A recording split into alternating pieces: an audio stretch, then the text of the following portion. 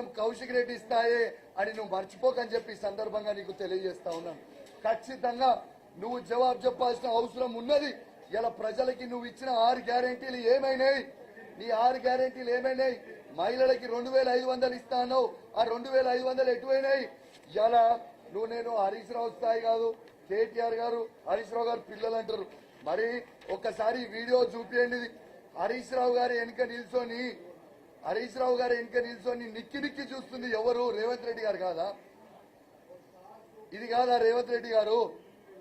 వాళ్ళు ఇచ్చేదేంది, వాళ్ళు చేసేదేంది, వాళ్ళు చెప్పేదేంది? ఒక్కసారి ప్రజలందరూ కూడా గమనించాలని విజ్ఞప్తి చేస్తా ఉన్నాను. అసలు వాళ్ళు చేసేదేంది, చెప్పేదేంది అనేది కూడా మీ అందరు కూడా ఆలోచించాలని, ఇలా తెలంగాణ ప్రజలు మొత్తం కూడా ఇలా ఆలోచించాలని నేను విజ్ఞప్తి చేస్తా ఉన్నాను. ఇలా రేవంత్ రెడ్డి గారు 6 గ్యారెంటీలు ఏమైనా అని నేను అడుగుతా ఉన్నాను. ఇలా ఏకపక్షంగా అసెంబ్లీలో మాట్లాడుకుంటూ పోతున్నారు. ఇలా రైతులకి రుణమాఫీ చేసినామని కూడా బట్టి విక్రమార్క గారు పెద్ద లిస్టు చదివింది. మొన్న మా పల్ల రాజేశ్వర రెడ్డి గారు ఓపెన్ గా సవాల్ విసిరిరు. ఏమని విసిరిరు సవాలు? ఇలా మీరు చదివిన లిస్ట్ లా మీరు ఉదాహరణ బట్టి విక్రమార్క గారు నా హుజరాబాద్ నియోజకవర్గంలో దాదాపు 200 కోట్ల రూపాయలు మేము చేసినామని చెప్పింది. నేను ఛాలెంజ్ కడుతున్నా. నా హుజరాబాద్ నియోజకవర్గంలో 107 గ్రామ పంచాయతీలు ఉంటాయి. ఏ ఒక్క గ్రామ పంచాయతీకి పోయినా 100% రుణమాఫీ మీరు చేసిరని ఒక్క గ్రామ పంచాయతీలో చెప్పినా మేము మా ఎమ్మెల్యే పదవికి రాజీనామా చేయడానికి సిద్ధంగా ఉన్నాము అని మేము సవాల్ విసురుతా ఉన్నాం. మీరేదో వన్ సైడ్ మాట్లాడుకొని వెళ్ళిపోవడం కాదు. మీరు జవాబు చెప్పండి. జనాలు వేచి చూస్తా ఉన్నారు. మీరు ఇచ్చిన 6 గ్యారెంటీల కోసం వేచి చూస్తా ఉన్నారు. మీరు పేపర్ యాడ్లు ఇచ్చిర్రు, ఏమైంది? మీ రైతు రుణమాఫీ ఏమైంది? ఆటో డ్రైవర్కి ఇస్తా అన్న 12,000 ఏమైంది? మహిళలకు ఇస్తా అన్న 2,500 ఏమైనాయి? ఇలా కేసీఆర్ కిట్ ని ఎందుకు బంద్ చేసిర్రు? ఇలా న్యూట్రిషన్ కిట్ ని ఎందుకు బంద్ చేసిర్రు? ఇలా తాతలకి అవ్వలకి 2,000 నుంచి 4,000 రూపాయలు పెన్షన్ చేస్తామన్నారు, ఎందుకు చేయలేదు? వికలాంగులకి 4,000 నుంచి 6,000 రూపాయలు పెన్షన్ చేస్తామన్నారు, ఎందుకు చేయలేదు? ఇవన్నిటికీ కూడా ఇలా జవాబు చెప్పాల్సిన అవసరం ఉన్నది అని చెప్పక తప్పదని చెప్పి సందర్భంగా తెలియజేస్తా ఉన్నాను. రేవంత్ రెడ్డి గారు, మీరు ఒక ముఖ్యమంత్రిగా మీరు వివరించండి తప్పితే ఇలా ఇష్టం వచ్చినట్టు నోటికొచ్చినట్టు మీరు మాట్లాడితే ఇది మంచి పద్ధతి కాదు. నిన్న అసెంబ్లీలో మాట్లాడుకుంటూ జర్నలిస్టులని బెదిరించే విధంగా ఏ విధంగా మాట్లాడిందో ఒక్కసారి ఆలోచన చేయండి. ఇలా ప్రతి జర్నలిస్ట్ ని ఏ విధంగా అవమానించిండో ఇలా ప్రతి జర్నలిస్ట్ కూడా ఆలోచించాల్సిన అవసరం ఉన్నది. బట్టలు ఊడదీస్తారట. ఎవరు బట్టలు ఊడదీస్తారు? ఈ బట్టలు ఊడదీసే ఫ్యాంటసీ ఏంటిది? బట్టలు ఊడదీసి చూసేదేంటిది? బట్టలు ఊడదీసి చేసేదేంటిది? నాకు అర్థమే తెలియదు. ఇది ఏం భాష? ఇది ఏం సంస్కారం? ఇదే నా సంస్కారం మాట్లాడేది? నీకు అంత ఫ్యాంటసీ ఉందా? బట్టలు ఊడదీసే ఫ్యాంటసీ ఉందా? బట్టలు ఊడదీసి అందరివి చూసేదేంటిది? నువ్వు నాకు ఒకసారి చెప్పు.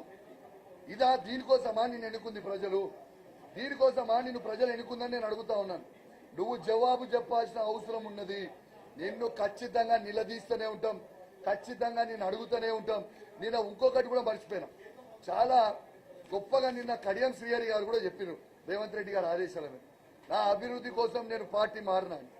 మరి ఇదే లాజిక్ వర్తిస్తే మరి కేంద్రంలో నీ బిడ్డ కూడా కేంద్రంలో బీజేపీ పార్టీ ఉంది కదా, మరి నీ బిడ్డ అయినా తన పేరేందో కూడా నాకు తెలియదు, మన వరంగల్ ఎంపీ గారు కడియం శ్రీహరి గారి బిడ్డ, మరి తను కూడా లాజిక్ యూజ్ చేస్తే కాంగ్రెస్ నుంచి రాజీనామా చేసి బీజేపీకి వాళ్ళు కదా అభివృద్ధి కోసం, కరీంనగర్ వరంగల్ పార్లమెంట్ కోసం, ఈయన అభివృద్ధి కోసము స్టేషన్ గన్పూర్ అభివృద్ధి కోసము పార్టీ మారినా అని చెప్పినప్పుడు వాళ్ళ బిడ్డ కూడా కేంద్రంలో బీజేపీ ఉంది కదా, పార్టీ వాళ్ళ బిడ్డ కూడా మారాలి కదా. మరి చిన్న లాజిక్ ఎట్లా మిస్ అయిండు? మరి ఇదా నువ్వు మాట్లాడేదని చెప్పి నేను అడుగుతా ఉన్నాను. 101% చెప్తా ఉన్నాం. ప్రజలు వేచి చూస్తా ఉన్నారు, ప్రజలు ఎదురు చూస్తా ఉన్నారు. మీరు చేసే అన్ని తుగ్లక్ పనులు మొత్తము ప్రజలు చూస్తా ఉన్నారు.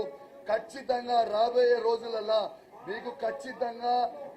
రోజులలో ప్రజలు మీకు బుద్ధి చెప్పబోతా ఉన్నారని చెప్పి కూడా ఈ సందర్భంగా తెలియజేస్తూ మళ్ళొక్కసారి కూడా చెప్తా ఉన్నాను. ఇలా నీ స్థాయి కేసీఆర్ గారి స్థాయి కాదు, నీ స్థాయి హరీష్ రావు గారి స్థాయి కాదు, నీ స్థాయి కేటీఆర్ స్థాయి కాదు, నీ స్థాయి కేవలం కౌశిక్ రెడ్డి వాదిస్ రేవంత్ రెడ్డి, నీ స్థాయి వాళ్ళ స్థాయి కాదని చెప్పి చెప్తా ఉన్నాను. ఎస్ జాతి పిత కేసీఆర్ అని అంటున్నావు. ఎస్ తెలంగాణ జాతి పిత బల్లగుద్ది చెప్తున్నాం. తెలంగాణ జాతి పిత కేసీఆరే చెప్తా ఉన్నాం. ఇలా భారతదేశానికి స్వతంత్రం తీసుకురావడానికి మహాత్మా గాంధీ ఏ విధంగా అయితే పోరాడి స్వాతంత్రం తీసుకొని వచ్చిండో భారతదేశానికి, మనమైతే ఆ పోరాటం చూడలే స్వయంగా, కానీ తీసుకొచ్చిన మహాత్మా గాంధీ మనము మహాత్మా గాంధీని గౌరవిస్తా ఉన్నాం.